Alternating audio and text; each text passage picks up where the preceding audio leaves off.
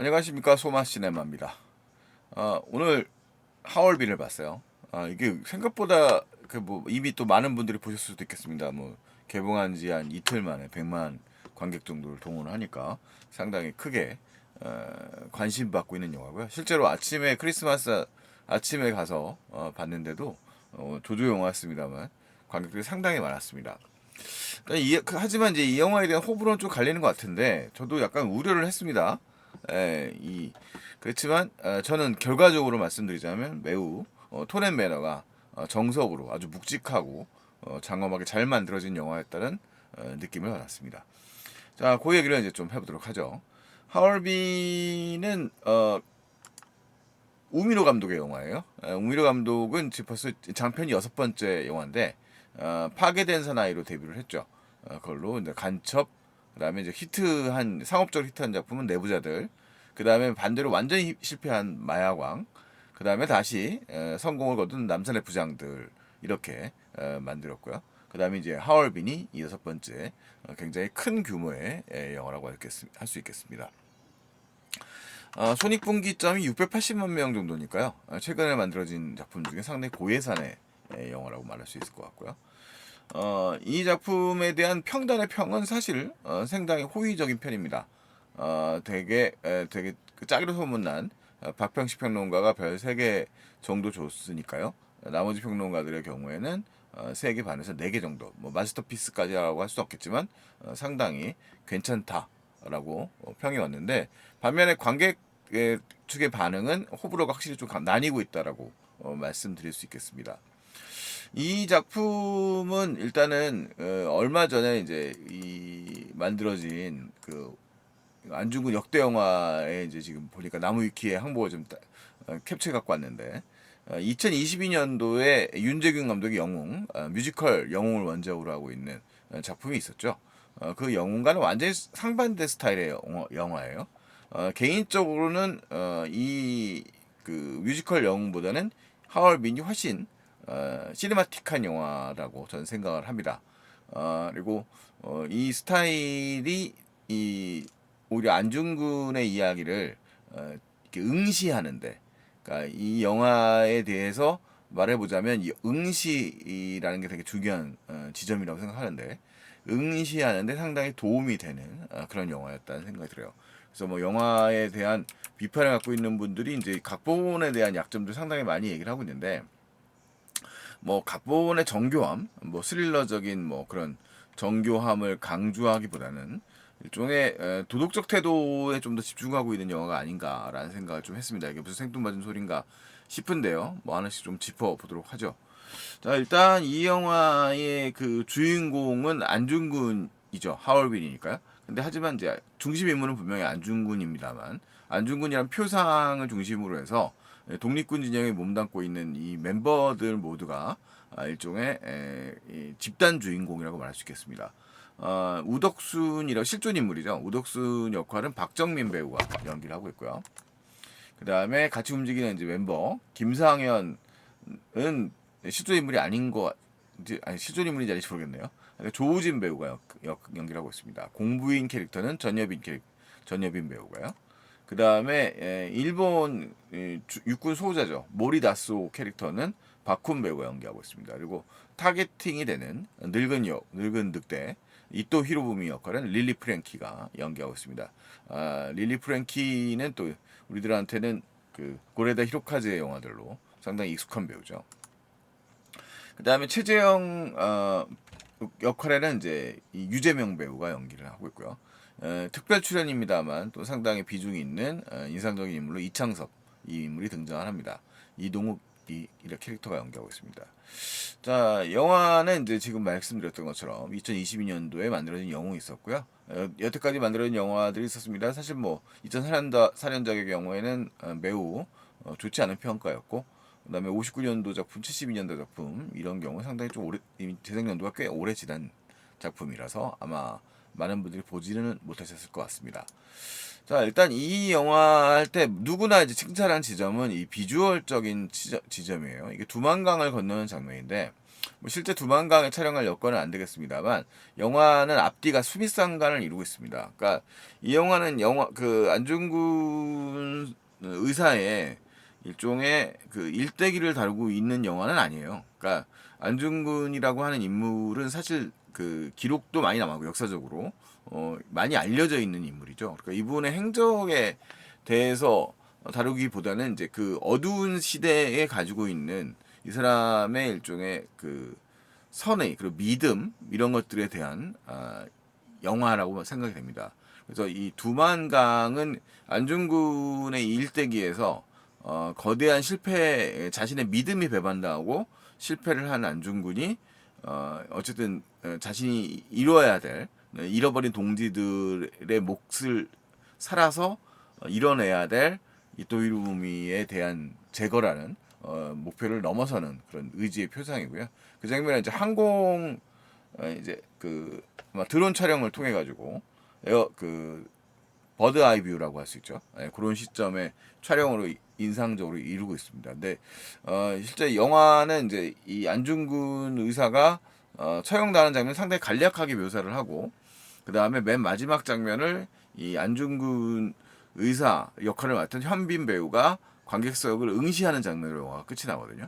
근데 그 이 영화는 응시하는 장면들이 이제 종종 등장을 합니다.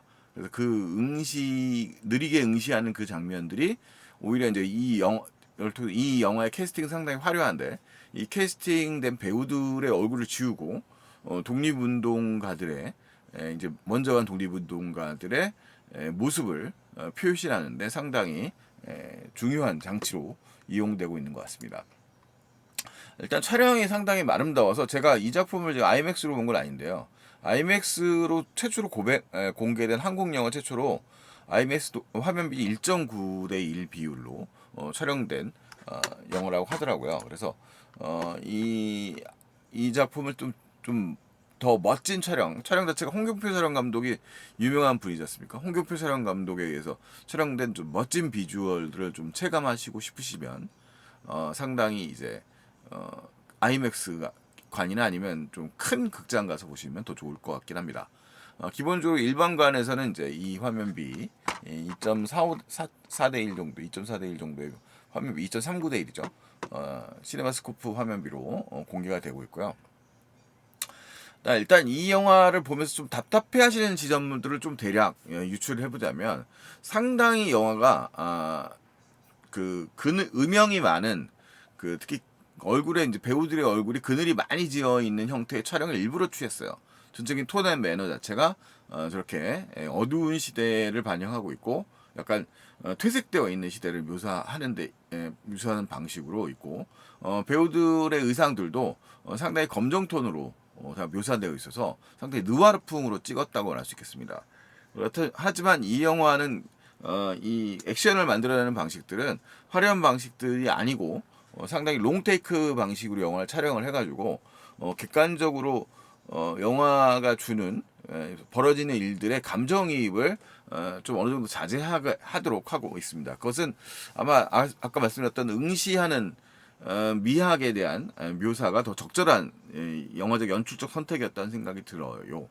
그래서 아까 이제 두만강을 건너는 장면은 이 대한의군의 이제 지휘관이죠. 이 안중근 의사가 두만강을 건너서 늦게 이제 자기 이제 그 활동이 이제 자제를 내고 이 사람이 이제 일종의 일본군 포로 장교를 풀어주게 되면서 이 대한의군의 입장도 갈라지게 되면서 갈등 양상이 생겨났고 이 사람이 돌아왔을 때는 혹시 일본의 앞잡이가 되지 않았을까라는 의심도 받는 상황까지 되어 있는 상태입니다. 그래서 여기서 이제 김상현 역할의 조우진 배우와 우덕순 역할의 박정민 배우의 경우에는 이 안중근 의사의 우군으로서 그를 이제 지지하는 그를 기다리는 입장이고 그 다음에 이제 이 이창섭 역할의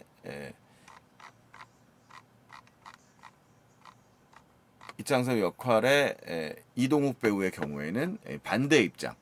이 안중근 의사의 그런 좀 온건적인 태도에 대해서 지나친 믿음에 대해서 좀 부정적인 시각을 갖고 있는 사람으로서 이 독립의군 내에서의 또 그런 좀 갈등 영상을 보여줍니다.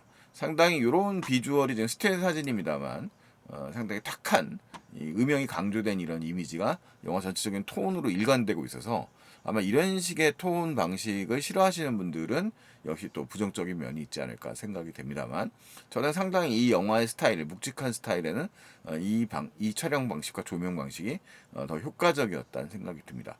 인물의 그러니까 배우의 얼굴을 분명히 보여주긴 하지만 이게 음영 속에 역사의 그늘이 드리워졌다라는 생각이 저는 들었습니다. 영화의 전적 스토리는 그 흑백 회상 장면, 피드백 장면들은 흑백으로 처리가 되는 방식을 좀 많이 취하고 있고요. 그래서 안중근이 일단은 이 대한의군의 아지트로 모여들게 된 상태에서 이제 안중근이 패착에 이제 그 실패하게 되는 장면을 보여주는데 일본군 진지를 공격을 하고 그 속에 이제 이 전투 상황에서 이제 결국은 이제 승리를 거두긴 합니다. 거두고 나서 이 요런 장면들이 이제 이 그때 이제 회상집에 나오는 이 어떻게 보면 이 영화에서 가장 스펙타클한 장면이죠. 스펙타클한 장면인데 여기서 이제 살상하지 않고 지금 여기 박정민 배우가 그 살해하려고 합니다만 이 문제의 인물인 몰이라고 하는 몰이 소자를 살려두죠. 아이가 있느냐 그러면서 이제 요거는 어떤 태도있냐 하면 이제 전쟁포로 그러니까 항상 그 안중근 의사가 강조하고 있는 지점은 자신은 전쟁포로이고 테러리스트가 아니다. 그리고 이 적국의 지휘관을 이제 살해했다라고 이런 식의 주장을 많이 하지 않습니까? 뭐 우리 입장에서 당연히 이렇게 받아들이는 거고요. 그러니까 이제 상대방도 이 전쟁의 대상 국가로서 그를 풀어주는 것이 마땅한 전쟁 포로이기 때문에 라는 생각을 가지고 있었던 거예요. 근데 그게 이제 이 동료들을 잃게 되는 불씨가 되죠. 이 몰이라는 인물에 대한 캐릭터에 대해서도 이제 몰이가 안중근이 계속 어디 있느냐를 찾아다니는 인물이거든요. 자신을 살려준 인물이죠. 어떻게 보면 자신의 목숨을 살려준 인물인데 이 몰이라고 하는 인물은 이, 이 옛날에 일본식의 사무라이 정신으로 가지고 자기를 자결하게 해달라라는 요구 같은 걸 하는 사람이에요. 그러니까 그 일본의 일종의 사무라이 정신을 대표하면서 일종의 자신 전쟁 패배에 대한 책임을 지고 죽는 것이 당연하다라고 생각하는 그런 입장의 사람이죠. 그러니까 이 사람은 오히려 자신의 명예롭게 죽지 못한 책임을 이제 안중근에게 묻는 뭐 그런 인물이 되겠습니다. 그러니까 어떻게 보면 좀 더 구시대적인 인물로서 안중근에 집착하는 인물이 아닌가라는 생각이 들었어요. 저는 그러니까 약간 도덕적 가치관이 충돌하는 부분들이라고 할 수 있을 것 같고요. 어쨌든 간에 뭐 이 안중근의 너그러운 전쟁 포로에 대한 취급은 부메랑이 돼서 비극으로 다가오게 되기 때문에 그것은 어쨌든 결과적으로는 좋지 못한 선택이었다는 것은 어쨌든 동료들을 잃게 되면서 깨닫게 되는 장면입니다. 그리고 그가 이제 돌아와서 단지동맹의 일종의 조약을 맺고 그다음에 늙은 늑대를 잡겠다라고 하는 그 유명한 예고편의 장면이 지금 이 장면에서 이제 표현되는 거죠. 그 의지가 표현되는 방식입니다. 자, 영화는 이제 그 이후로는 이 앞에 인트로 부분에 해당되는 부분들, 프롤로그 부분, 앞부분에 해당되는 부분을 제외하고 나서는 이쪽이 첫 번물이 되는 거예요. 말하자면 이 영화의 대립대 목표 인물은 릴리 프랭키가 연기하는 이토 히로부미가 되는데요. 이토 히로부미라는 인물의 이제 그 상징적인 파워 같은 것들을 표현하는 장면들이고요. 그 속에서 이제 이토 히로부미는 이 식민 지배를 가속하기 위한 협상들을 펼치기 위해서 이제 러시아를 향하게 되는 거죠.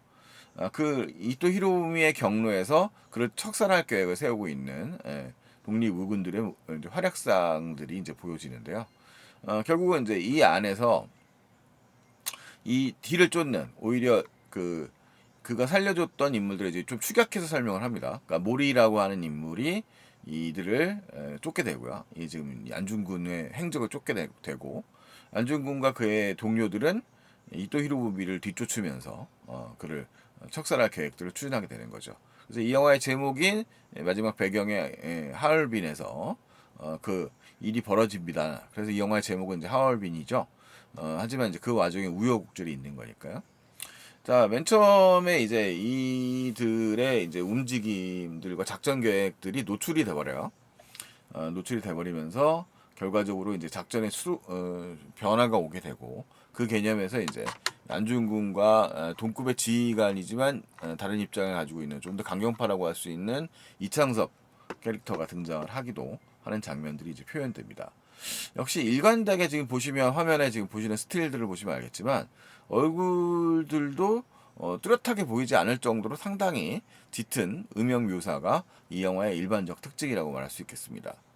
자, 그리고 영화의 이제 마지막 이 대립 인물들이고, 결과적으로 이제 영화에 크게 봤을 때 에피소드는 그 이 두 개 정도가 되죠. 그러니까 큰 덩어리를 봤을 때 기차 시퀀스에서 일본군에게 노출돼서 도망을 친 안정군 일행이 다시 블라디보스톡으로 모이게 되고, 블라디보스톡에서 다시 이제 계획을 대신 이제 재정립하게 되는 거죠.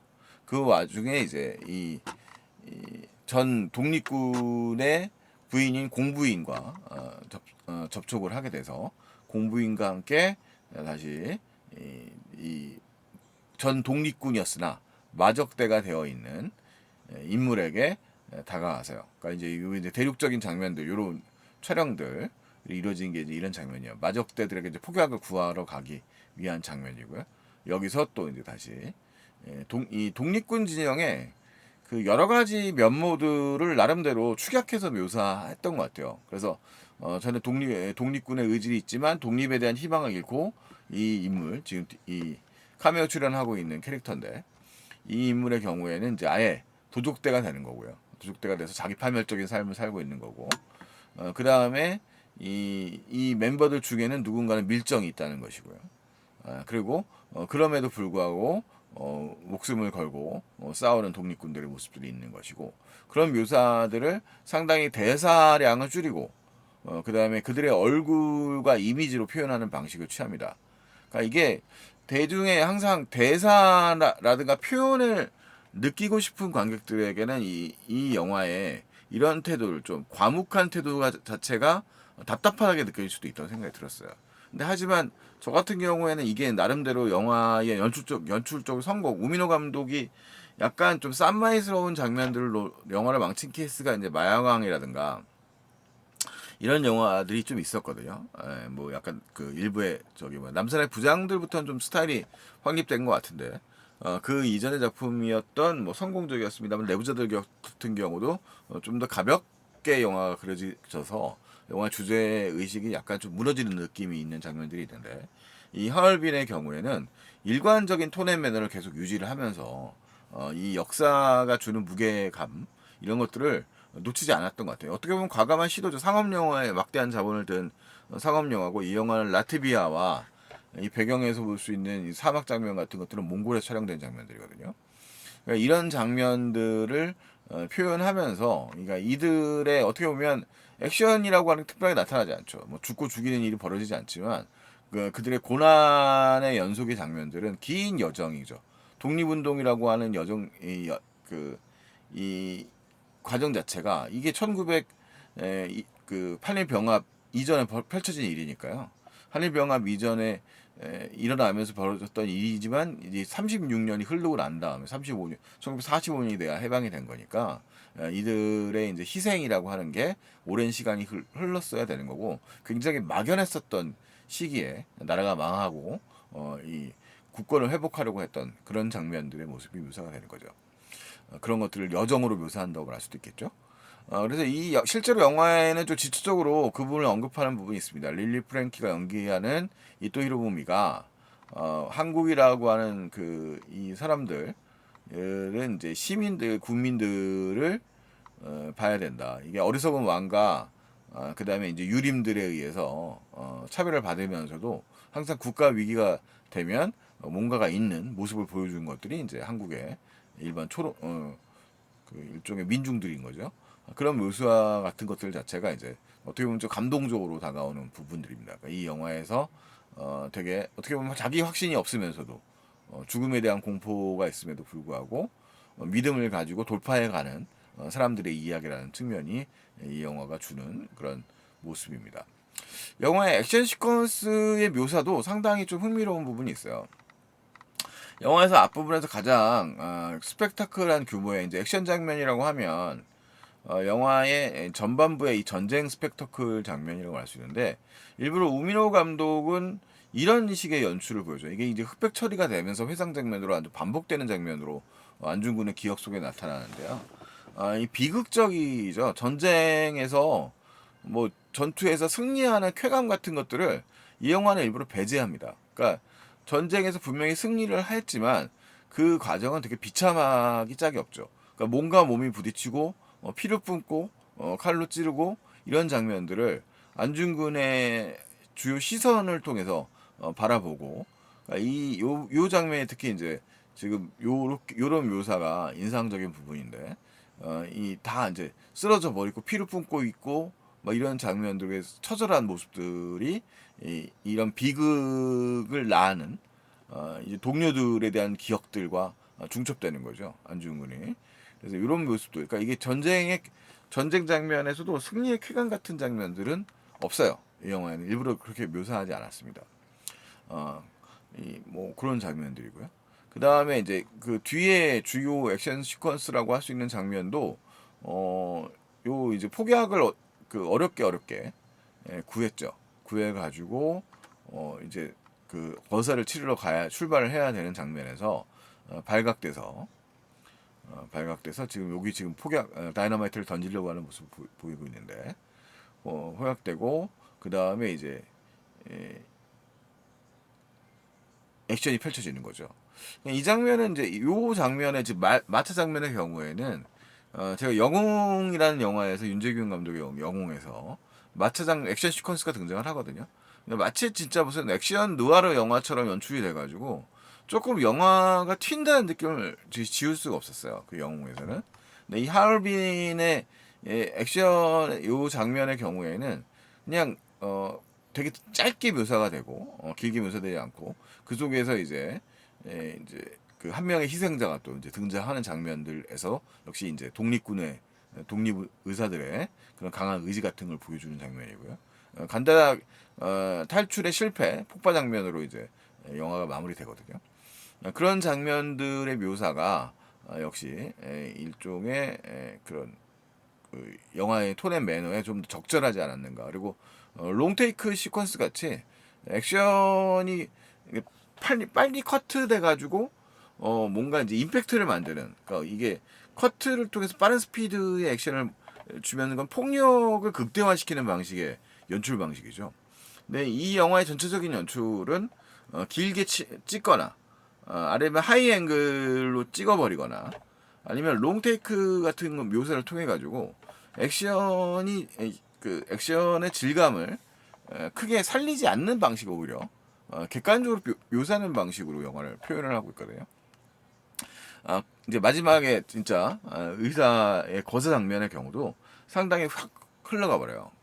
그 하이 앵글로 묘사가 되고 있고, 그래서 그런 장면들도 역시 있고, 영화 사실 좀 이런 서스펜스적인 장면은 이제 결과적으로 이 기차 시퀀스의 일종의 경로를 통해서 동료 중에 누가 밀정인가라는 부분들이고요. 이 영화가 접근하는 방식에서 안중근의 이제 도덕률, 밀정에 대한 그런 태도들 같은 경우 지금 이제 보시면 누군지 알게 된 거거든요. 실제 누군지는 여러분이 극장에서 확인하시고요. 그 장면에 저 촉촉한 눈망울 같은 경우가 동료가 밀정이라 사실을 알았을 때에 가지는 안중근 의사의 그런 심경을 잘 묘사하고 있는 장면인 거죠.